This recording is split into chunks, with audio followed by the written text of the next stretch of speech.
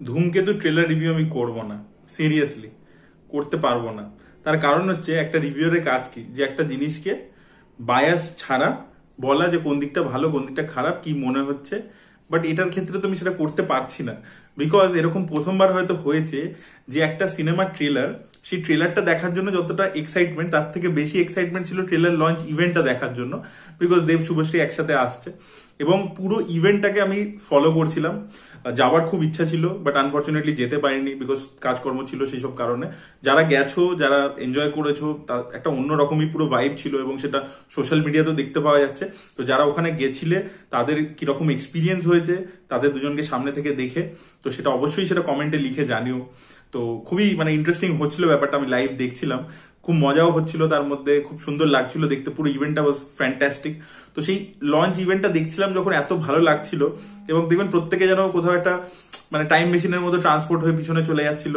যখন আমরা স্কুলে পড়তাম সেই সময় এই ছবিগুলো দেখেছি, এই জুটিটাকে দেখেছি, তো সেইটার কথা বারবার মনে পড়েছে। তো ওটা নিয়ে আমি এতটাই এক্সাইটেড যে তার পরবর্তীতে আমি যখন ট্রেলারটা দেখছি, তো আমি ট্রেলারটাকে না ইভ্যালুয়েট করা যে এরকম হতে পারে গল্প, বা এটা ভালো লেগেছে ওটা ভালো লেগেছে, আমি ওই ইমোশনাল স্টেট অফ মাইন্ডটাই নেই আর কি, মানে স্টেট অফ মাইন্ডটাই আমার কাজ করছে, আমি এতটা ইমোশনাল হয়ে পড়েছি। So I am quite bias towards the trailer, তাই জন্য আমি রিভিউ আলাদা করে করছি না। আমার খুব ভালো লেগেছে, মানে খুবই ভালো লেগেছে পুরো জিনিসটা, এবং মানে ডেফিনেটলি ছবিটা আমি তো দেখার জন্য প্রত্যেকেই এক্সাইটেড, আমি একা নয় প্রত্যেকে এক্সাইটেড।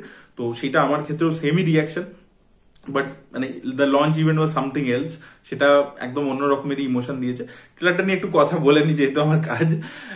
দেখুন, আমি যদি স্পেসিফিক্যালি কি কি জিনিস আমার খুবই ভালো লেগেছে, মানে এক্সট্রাঅর্ডিনারি, পুরো জিনিসটাই ভালো লেগেছে, বাট এক্সট্রাঅর্ডিনারি কি কি লেগেছে, রুদ্রনীল ঘোষের পারফরমেন্স আমার সব থেকে ভালো লেগেছে, তার কাজ দেখবার মতো।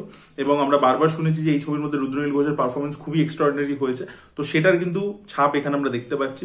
এবং তার সাথে কৌশিক গাঙ্গুলির ছবি, অথচ তার মধ্যে এতটা স্কিল। কৌশিক গাঙ্গুলির কিছু ছবি, ধরুন কিশোর কুমার জুনিয়র, ওই ছবিটা কিন্তু পুরো রাজস্থানে শুটিং করা হয়েছে, একটা মেজর চাঙ্ক, বা অনেক ছবির ক্ষেত্রে হয়েছে, বাট এই লেভেলের স্কেল যে প্রথম শটটা মানে ট্রেলারটা শুরু হয়েছে একটা অ্যাভালাঞ্চ দিয়ে, এতটা স্কেল আমরা দেখিনি আর কি, ঠিক আছে। বা দেব যেভাবে ট্রেনিং মন্টাজেস গুলো আমরা দেখতে পাচ্ছি, যেটা কিছুটা ঝলক আমরা টিজারেও দেখতে পেয়েছিলাম, সেগুলো খুব ভালো লাগছে।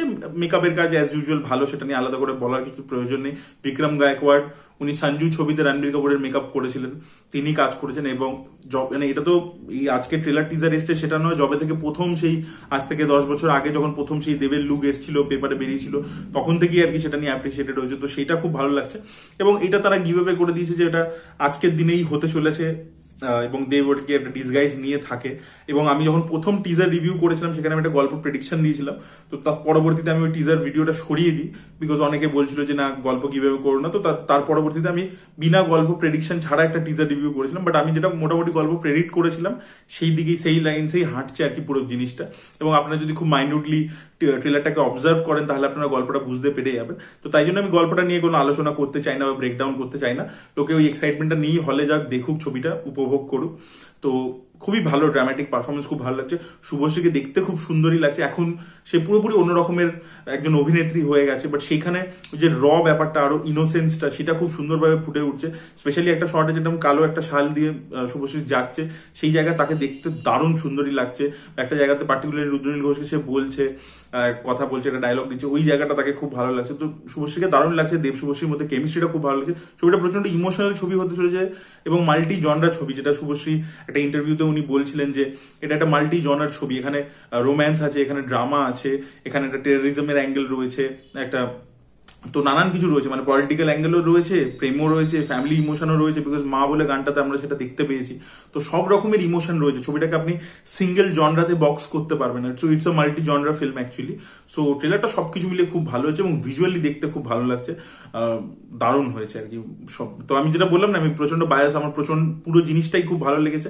এবং মেন যে কারণে মানে দেখা আর কি আজকের ইভেন্টটা, সেটা হচ্ছে দেব শুভশ্রী তারা একসাথে যখন বসবে, ইন্টারভিউগুলো ইচ্ছা করেই তারা একসাথে দেয়নি ওই জন্য, যাতে এই ইভেন্টটার হাইপটা ওঠে, এবং একদম পারফেক্ট একটা প্ল্যানিং ছিল। দেব মানেই প্রমোশনে একটা সে এজ নিয়ে আসবে কিছু না কিছু ভাবে, সেটা আজকের ইভেন্টটা যে লেভেলে হাইপ হয়েছে, এবং সেটা আমরা সোশ্যাল মিডিয়াতে রিফ্লেক্ট হতে দেখতে পাচ্ছি, এবং আপনারা বুঝতেই পারছেন যে এই ইভেন্টটার ক্লিপ কি লেভেলে ভাইরাল হতে চলেছে, অলরেডি ভাইরাল হয়ে গেছে। তো সেটা আর কি একটা খুব ভালো স্ট্র্যাটেজি ছিল আমার মনে হয় প্রোডাকশন হাউসের তরফ থেকে, এবং মানে দেব এন্টারটেনমেন্ট ভেঞ্চার্স, রানা সরকার, তারা যেভাবে এই ছবিটার প্ল্যানিং মার্কেটিং এত এতটাই ভালো সাজিয়েছেন, আমার মনে হয় কোথাও গিয়ে ওয়ার 2 অনেক শোজ নিতে চলেছে, কুলিও অনেক শোজ নেবে। কুলি আমার মনে হয় না সেই লেভেলের শোজ নেবে কলকাতার মধ্যে, বাট তার মাঝেও কিন্তু ধূমকেতু যথেষ্ট ভালো শো পাবে এবং ভালো ব্যবসাও করবে। এবং দেবের যারা ফ্যান ফলোয়িং ছিল সেই সময় হার্ডকোর, তাদেরও তো এখন এজটা বেড়েছে, এবং দেব শুভশ্রী তারাও নিজেদের কন্টেন্টের মাধ্যমে একটা নতুন অডিয়েন্সও ট্যাপ করেছে। ইন্দুবালা ভাতের হোটেল যারা দেখে, প্রধানের মতো ছবি যারা দেখে, প্রজাপতির মতো ছবি যারা দেখে, যারা মাল্টিপ্লেক্স অডিয়েন্স আর কি আমি বলতে চাইছি, বা রিসেন্টলি শুভশ্রী গৃহপ্রবেশের মাধ্যমে একটা বড় হিট দিয়েছে, তো সেই অডিয়েন্সটাও কিন্তু তাদের রয়েছে। তো সেই জন্য সবকিছু মিলিয়ে, প্লাস কৌশিক গাঙ্গুলি একটা নিজস্ব অডিয়েন্স আছে তার ছবি, তো সেই অডিয়েন্সটা কিন্তু আবার এই ওয়ার 2 এর সাথে কিছুতেই ওভারল্যাপ করবে না। তো তারা কিন্তু ডেফিনেটলি হলে আসতে চলেছে, এবং এই ছবিটাও কিন্তু ভালো একটা ব্যবসা করতে চলেছে।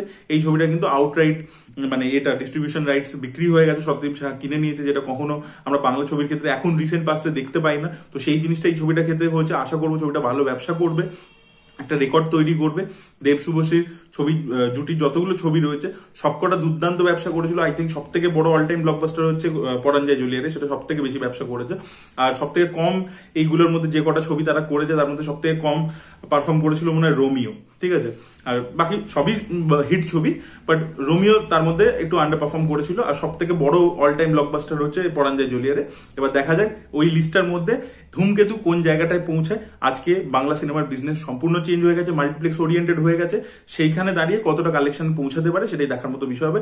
আপনাদের কি মনে হচ্ছে কত টাকার কালেকশন হতে পারে, অল টাইম ব্লকবাস্টার হবে কিনা, সুপারহিট হবে কিনা, কি হবে সেটা অবশ্যই কমেন্টে লিখে জানান, এবং আপনাদের ট্রেলারটা কেমন লেগেছে সেটা লিখে জানান, এবং ইভেন্টে যারা গেছিলেন তাদের কি এক্সপিরিয়েন্স সেটাও কমেন্টে লিখে জানান। Thank you so much, bye by.